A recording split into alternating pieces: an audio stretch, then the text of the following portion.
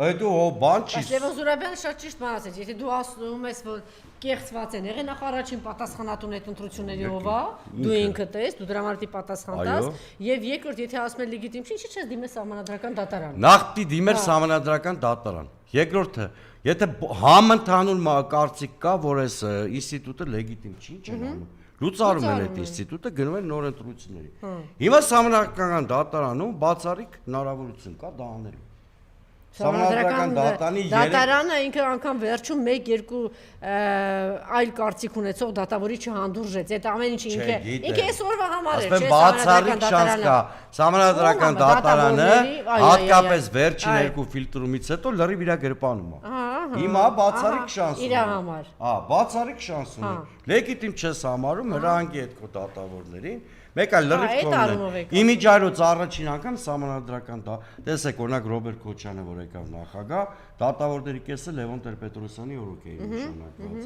Որ Սերժ Սարգսյանը եկավ նախագահ, հələ Լևոն Տեր-Պետրոսյանի օրոք նշանակված էր կար, Քոչյանի օրոք էլ կար, ինքն էլ էր նշանակում։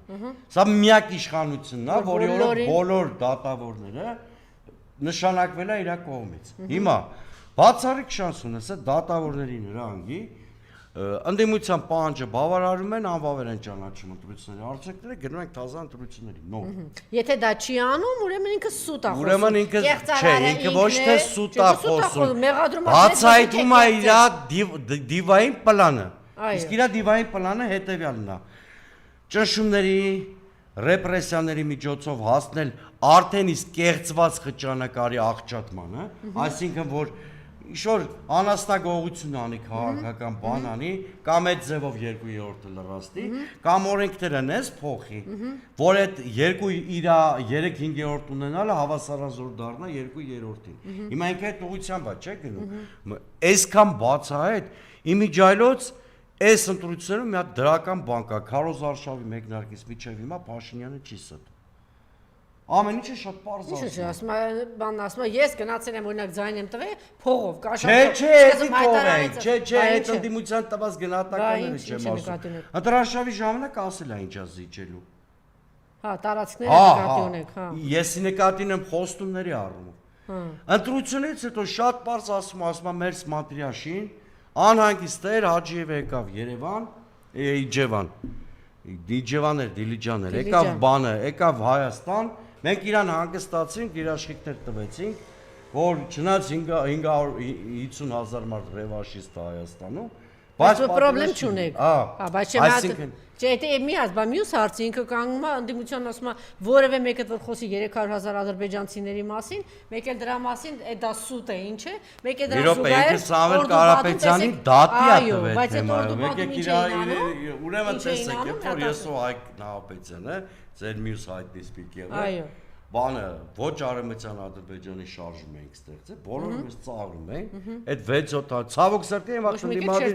Չէ, այդ ժամանակ եկնանքով էին վերաբերվում, ես ու Հայկը երկուսով գնացել ենք ակցիաներ։ Մի րոպե, տեսեք, հիմա այդ րոպեին ուրեմն մի հատ մորուքով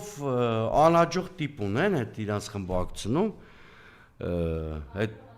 Արթուր Հովհաննիսյան, հա։ Տաթևիկ Հարությունյան, Հայրապետյան, Արթուր Հովհաննիսյան։ Տաթևիկն ասեցի այնտեղից, հա։ Ուրեմն այս Արթուր Հովհաննիսյանը այն պահին է խրոխտ ասում, բա որ են Ադրբեջանի 300,000-ը։ Երբ որ օրդուբադում Մեղրից մի 20 կիլոմետր հեռու է այդտեղ էլի, հետ էլ ասել։ Ինքը չգիտեր դրա մասին, որ տեղանում է։ Չէ, ես կարծում եմ այնքան դեմ մակերեսային ամեն ինչը։ Հաստատ ինքն մարդ է, չէ՞ էլի, որ հիմա, բայց օրդուբատում շատ վտանգավոր բան է տեղի ունեցել, ով էր կազմակերպիչը միջոցառման, նախագահի աշխատակազմը եւ կրթության նախարարությունը։ Ինձ նախագահի աշխատակազմը այդքան չի սարսափեցնում, ինչքան կրթության նախարարությունը, որովհետեւ երբ որ մի ծրագիր մտնում է կրթության կրթական դասագրքեր, դիսցիպլիներ, դառնում է ակադեմիական ուսումնասիրության առարկա, նշանակում է այդ պետության համար այդ ծրագիրը շատ երկարաժամկետ նշանակություն ունի։ Դա օրինակ եթե մենք մեր ցեղասպանության հարցը մեր կրթական ծրագրերում ներառել ենք, պարզա չէ՞ խենք ներառել։ Իհարկե հիմա վերանայում եմ, բայց ընդհանրապես եմ ասում, այդ արեմեցյան Ադրբեջան կոնցեպտը ներառված է իրանց ակադեմիական կրթական բոլոր ծրագրերում, Ինչ ասեց այդ իրանց նախարարը, ասեց սա Ադրբեջանի համար ազգային ինքնության հարց է։ Այսինքն դեմոգրաֆիկ էքսպանսիան, որը ենթադրում է Հայաստանի նկատմամբ տարածքային հավակնություն, իհարկե դեմոգրաֆիկ ճնշման միջոցով։ Սա Ադրբեջանի համար իրենց ինքնությունը վերագտնելու հարց է։ Դա ես չեմ ասում, իրենց կրթության նախարարն է ասում։ Այն ազգային ժողովի փոխնախագահն էլ հավելեց, նու ավելի ֆունդամենտալ էր կրթության նախարարի ելույթը։ Դրանից հետո իմ մոտ երկու հարց է առաջանում։ Եթե Նիկոլ Փաշինյանին թվում էր անդադ միակողմանի նվաստացուցիչ զիջումներով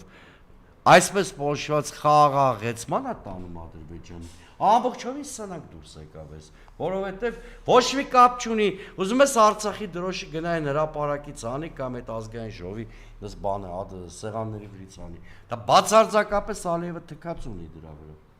Ինքը ունի հստակ ռազմավարություն ու այդ դու ես հիմարաբար քո քաղաքական ներքին կյանքին վերաբերվող հակամարտություն, իշխանություն, ընդդիմություն, ներկայացել պատերազմի կուսակցություն, խաղաղության կուսակցություն, բանով մի հատ էլ հաղթաթուղթ տես տվել Ալիևին, հիմա էլ Աջիևին ուղարկել է, ասում է այս քո գծած բանաձևով ոնց որ դու չես տիրապետում իրավիճակին։ Ու շատ ճիշտ է անում, բայց այս կոզեր տաս թշնամուն չօգտվի,